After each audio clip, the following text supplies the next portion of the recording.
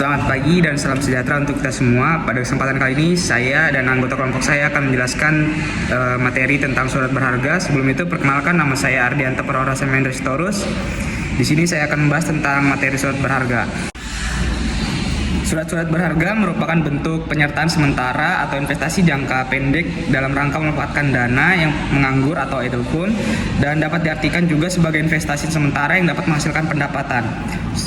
Sifat surat berharga terbagi menjadi 3, yaitu mempunyai pasar, dapat diperjualbelikan, pemilikan surat berharga tidak dengan maksud menguasai perusahaan lain, serta memanfaatkan dana surplus. Untuk menjadi surat berharga akan dijual kembali jika dana dibutuhkan untuk kegiatan perusahaan. Surat-surat berharga juga terbagi menjadi 2, yaitu saham dan obligasi. Di sini saya akan membahas tentang saham sedikit.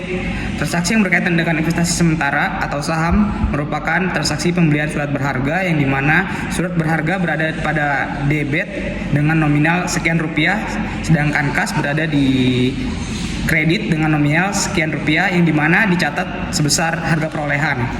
Harga perolehan ini sama dengan harga beli ditambah semua biaya yang dikeluarkan untuk memperoleh surat berharga atau komisi, fee, atau biaya transaksi.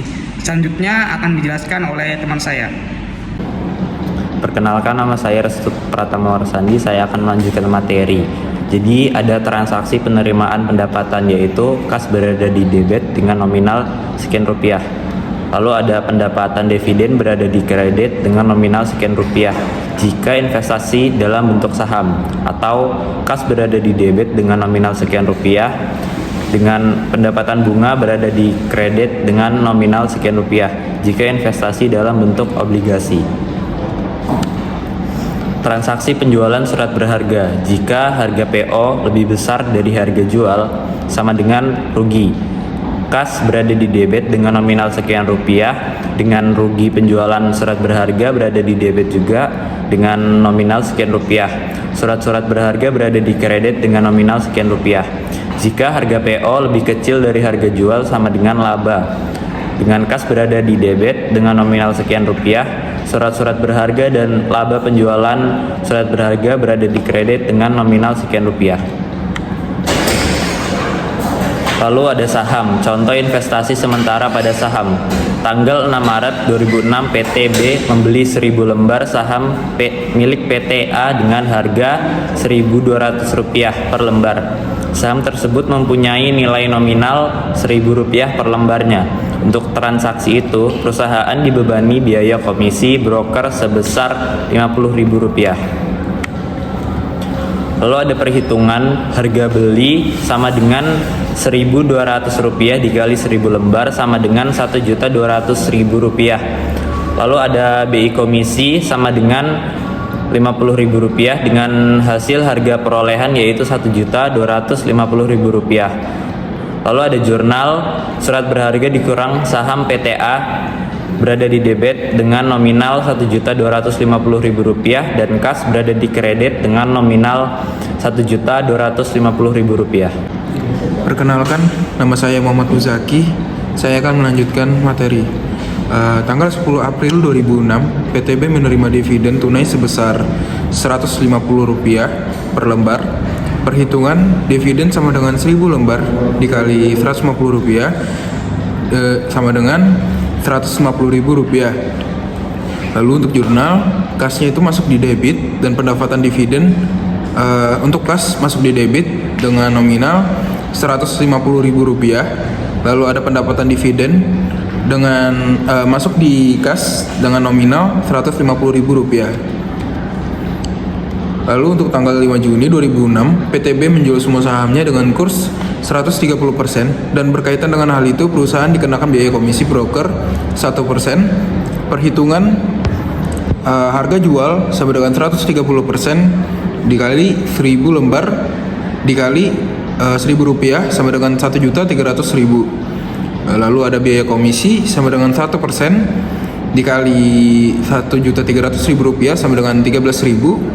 Lalu hasil penjualan saham sama dengan Rp1.287.000. Lalu ada harga perolehan sama dengan Rp1.250.000. Lalu ada laba penjualan saham yaitu senilai Rp37.000. Lalu ada jurnal yang dimana kas masuk di debit dengan nominal Rp1.287.000. Lalu saham PTA masuk di kas dengan nominal Rp1.250.000. Lalu ada laba penjualan yang berada di kredit dengan nominal Rp37.000. Lalu selanjutnya ada obligasi. Obligasi perlu diperhatikan apakah tanggal transaksi bertepatan dengan tanggal bunga obligasi atau tidak. Lalu umumnya bunga obligasi dilakukan 2 kali dalam setahun. Lalu bunga obligasi dihitung berdasarkan persen bunga dikali nominal obligasi. Lalu contoh obligasi, contoh investasi sementara pada obligasi jika pembelian bertepatan dengan tanggal bunga obligasi. Lalu tanggal 2 April 5 perusahaan membeli obligasi milik PTX nominal Rp10.000 per lembar sebanyak 1.000 lembar dengan harga Rp9.600. Bunga obligasi 9% yang dimana dibayar setiap tanggal 1 April dan 1 Oktober. Perkenalkan, nama saya Lanang Fitra Syawal. Saya akan melanjutkan materi selanjutnya, yaitu ada jurnal tanggal 2 April 2005 dengan debit surat berharga dikurang obligasi PTX seharga 9.600.000 dan kredit kas 9.600.000, dan jurnal 1 Oktober 2005 jika obligasi tetap dipegang maka ada penerimaan bunga dengan debit kas 450.000 dan kredit pendapatan bunga 450.000 sama dengan 9% dikali 10.000 dikali 1.000 lembar dan dikali lagi 6/12. Nextnya tanggal 3 Oktober 2005 perusahaan menjual obligasi PTX dengan kurs 102% dengan perhitungan HJ sama dengan 102% dikali 10.000 dikali 1.000 lembar sama dengan 10.200.000 dengan HPO sama dengan 9.600.000 dan laba penjualan 600.000. Dan jurnal dengan debit kas 10.200.000 dan kredit surat berharga dikurang obligasi PTX 9.600.000 dan kredit laba penjualannya 600.000. Jika transaksi terjadi antara tanggal pembayaran bunga, maka ada bunga berjalan dan bunga berjalan dihitung dari tanggal pembayaran bunga sebelum transaksi. Bunga berjalan diperhitungkan dalam jumlah yang dibayar. Pencatatan bunga berjalan yang pertama pendekatan neraca hingga piutang bunga dan kedua pendekatan L per L hingga pendapatan bunga. Contoh obligasi PTX pada contoh sebelumnya dibeli pada tanggal 1 Juli 2005 dengan perhitungan harga beli 1.000 lembar dikali 9.600 sama dengan 9.600.000 dengan bunga berjalan 9% dikali 10 juta dikali 3/12 dengan hasil 225.000 dan jumlah dibayar 9.825.000. Jurnal pada saat pembelian 1 Juli 2005 pendekatan neraca yaitu dengan debit SB dikurang obligasi PTX 9.600.000 dan debit piutang bunga 225.000 dengan kredit kas 9.825.000. Perkenalkan, nama saya Pagi Nugroho. Di sini saya akan melanjutkan presentasi dari teman saya, yaitu ada pendekatan L per R. Itu di debitnya itu adanya surat berharga obligasi PTX kisar Rp9.600.000. Lalu di debitnya juga ada pendapatan bunga itu sekitar Rp225.000. Di kasnya ada kredit kisar Rp9.825.000. Jurnal pada saat penerimaan bunga 1 Oktober 2005 yaitu ada pendekatan neraca, itu di debitnya ada kas kisar Rp450.000, lalu di kreditnya ada piutang bunga sekitar Rp225.000, lalu di kreditnya juga ada pendapatan bunga sekitar Rp225.000. Pendekatan L per R itu di debitnya tuh ada kas yaitu sekitar Rp450.000, lalu di kreditnya juga ada pendapatan bunga itu sekitar Rp450.000. Selanjutnya ada penjualan obligasi tidak bertepatan dengan tanggal bunga, yaitu bunga berjalan diperhitungkan dalam jumlah yang diterima. Contohnya obligasi PTX dijual pada tanggal 2 November 2005 dengan harga Rp9.500 per lembarnya. Jadi totalnya itu, jadi caranya itu bunga berjalan 1 Oktober sampai 2 November itu sekitar 9% dikali 10 juta ribu rupiah dikali 1/12 itu sama dengannya Rp75.000. Lalu adanya perhitungannya. Harga jual sama dengan Rp9.500 dikali 1.000 lembar itu menjadinya Rp9.500.000. Selanjutnya adanya bunga berjalan itu Rp75.000, lalu yang dijumlah diterimanya itu sekitar Rp9.575.000 seperti itu.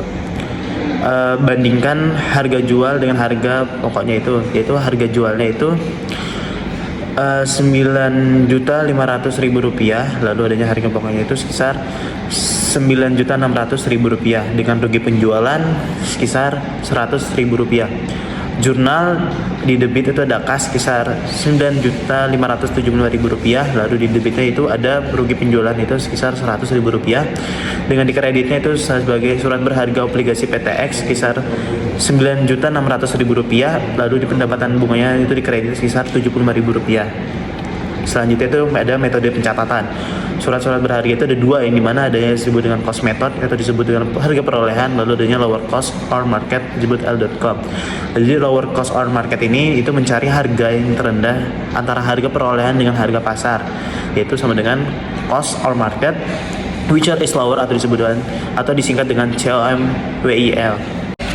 Selanjutnya ada contoh, seandainya saham dan obligasi tersebut tidak dijual sampai dengan 31 Desember 2005, maka menurut metode harga perolehan nilai surat-surat berharga tersebut yang ditampilkan di neraca sebagai berikut.